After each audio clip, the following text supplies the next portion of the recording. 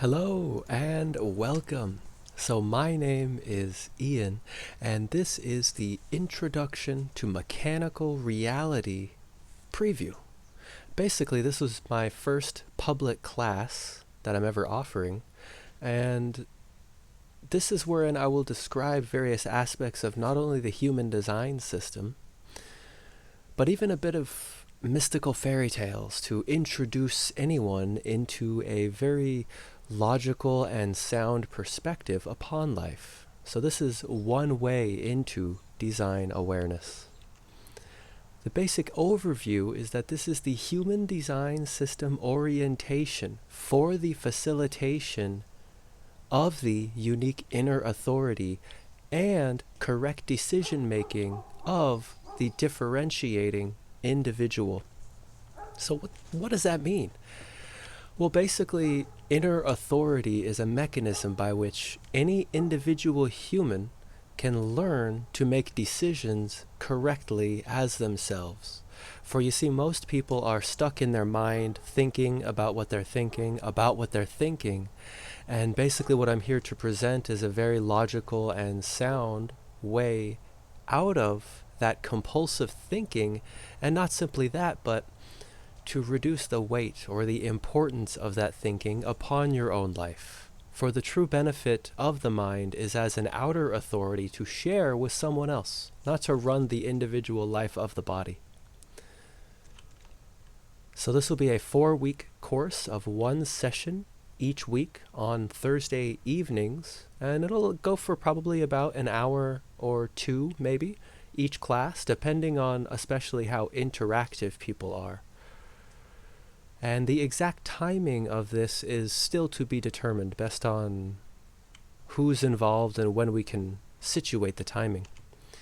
This class will be hosted live, and I am seeking engaged and hands-on learners. So I really want people that are here that are interested to learn and improve their own life, who can ask questions, because as a generator, I'm a 1-3 emotional generator. I'm here to respond to questions. That is where my brilliance comes out, with a receptive personality containing loads of depth that I can't use for my own benefit, because my mind doesn't exist for my benefit, it exists for your benefit. And I'm here to share it with you, if you'll have me. And so this will be recorded for posterity, transparency, and accessibility. Meaning I will record the whole session, it'll be performed live, and then afterwards, people will be able to look back at it and refer to it to see not only the evolution of me as a teacher, but to witness the nuances of what just might come out at any specific moments and be able to really appreciate and see what's happening. And for anybody who doesn't want to be recorded, just let me know and I can easily edit you out from the recording so that your privacy is maintained. So a preview for the very first week. We will begin with the journey of the soul, the cosmic egg of dependent origination, which is something from ancient mythology, essentially, and Iztok Bentov, who's a scientist that's fairly he's fairly underrated. He's fairly unknown. But he has an updated theory upon the Big Bang that I think is just brilliant and very powerful logic that can really help us to gain a context for which life on Earth is now occurring. From there, we will move into the neutrino and juxtaposition. This is something that human design states. This is something that human design talks about that differentiates it from basically anything else. You see, Ra-Uru-Hu, the manifester of human design, actually, he claimed neutrinos have mass before scientific evidence proving that claim was discovered. So he said it first. Basically, we have 5 different points in reality. These are the 5-dimensional base tension points that hold our reality together and allow everything to exist, but they're so far removed from ordinary life that it's not so easy to get a grip on them. So we'll go into a bit of that. And then we will move into the 3 centers of awareness. For you see, in human design, we describe 9 different energy centers, which are classically called chakras in yoga or ancient Sanskrit. And so we have 9 of these centers, and only 3 of them, only 3 actually have the function of generating or projecting or experiencing awareness. So it's only from these 3 different awareness centers that awareness itself actually comes from, the ability for self-reflected consciousness. It's of the singularity, the duality, and the emergent properties. So this is a very beautiful trinity that I think, well, it can really help shed some light on what's going on in your life by gaining awareness over your own awareness, awareness of your own awareness, so that you can be present with it. So here's a little preview. This is the cosmic egg, a little picture from Iztok Bentov describing the black hole, white hole vortex at the beginning and end of time, and showing how we're moving in a cyclical pattern. And so we'll go into the details of how that actually works in this class. The second week, we're going to dive into the Auric forms and quantum fields. So Dan Winter described something called perfected charge collapse, and Rupert Sheldrake brought in something called the morphogenetic fields. And these are 2 very supportive scientific minds that I feel like it's important for people to be aware of in expanding their consciousness to a wider array. And learning how to really phase conjugate into a bigger spectrum of reality so that one doesn't feel small or uncommunicated or not heard or unseen or any of that. And so the true value of integrity. We have the 9 energy centers, and there's also 6 lines. And this is very interesting because with both of these aspects, the energy centers and the lines underneath any gate of an energy center, there is a very strong difference between a strong and healthy and correct and natural state for that line or that center. And there's also a very clear transference or not self potential of each of those centers and lines.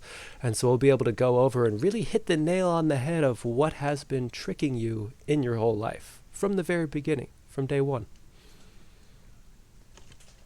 The 4 Auric types. This is quite literally one of the most profound things, is to recognize and honor that there are 4 basic types of human beings. There's generators, there's projectors, there's manifestors, and there's reflectors.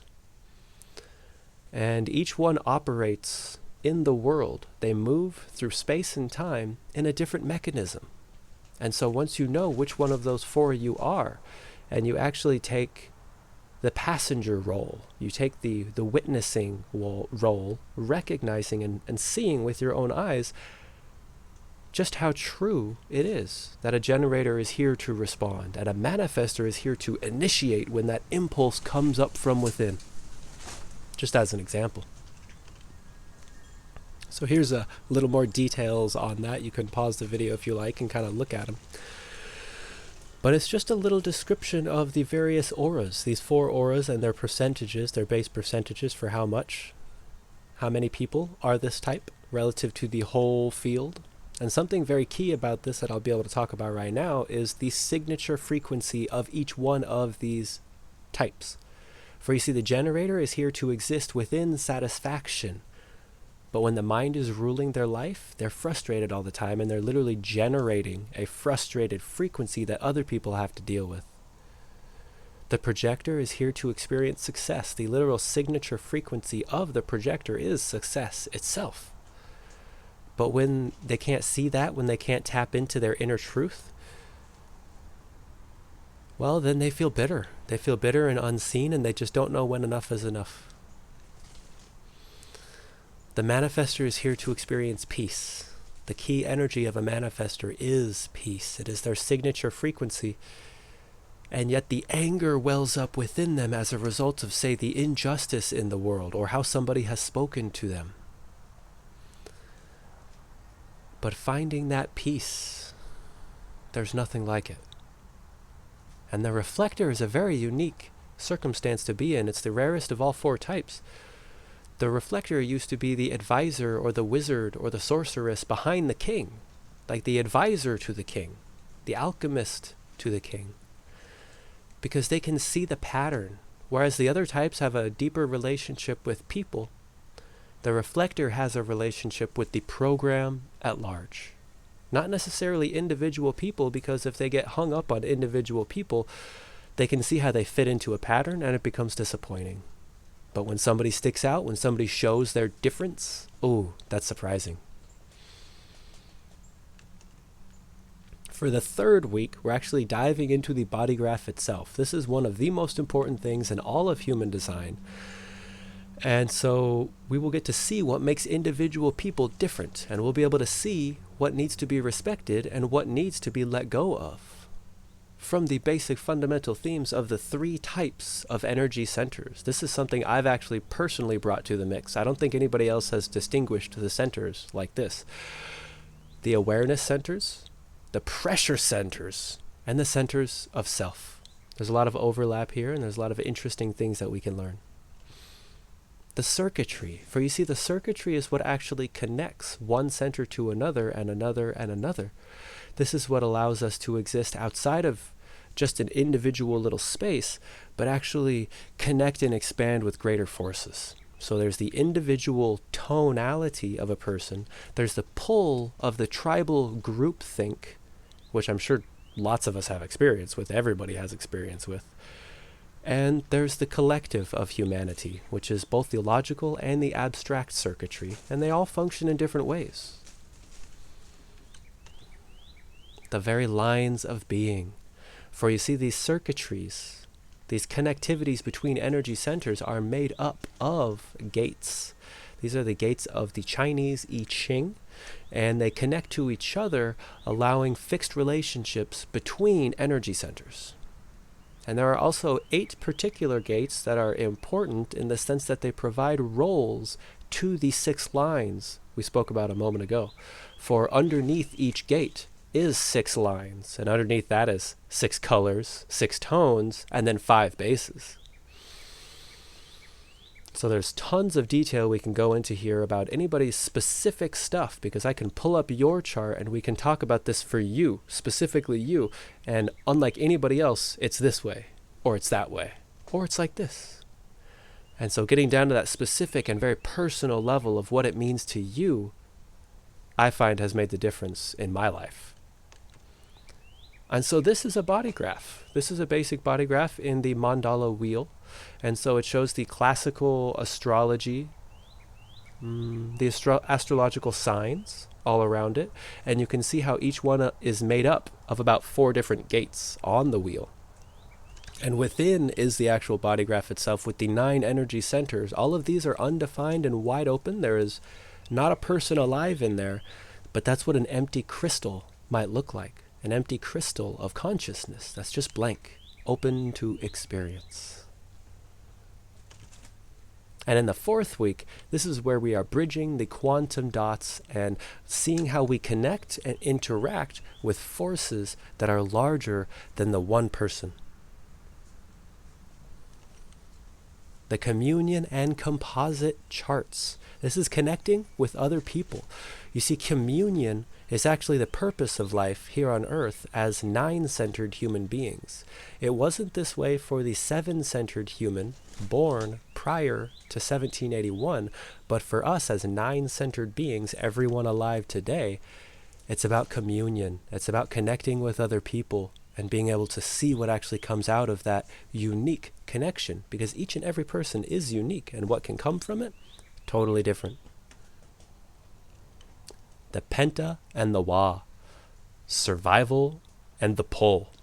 You see, the penta and the wa are the introduction to trans-auric forms that have basically given us the edge over any other animal on the planet. For you see, as humans, we have a very unique relationship to the self. And the self in other people has a unique relationship to us. However, the penta and the wa form a pull of the tribe, or a pull of just homogenization, a pull of survival even. For you see, once you have 3 people together, it's no longer just a composite of 2. There's no longer just this relationship between 2 people, but there's 3, and there's a triangulation that cares only about survival. And that's what pulls people into thinking as a group, as opposed to those individual beings having their own thoughts. They're just working together as a bigger picture. And the program at large. This is really what informs consciousness. For you see, neutrinos are flying at about 90% the speed of light, and that is the refresh rate of our consciousness.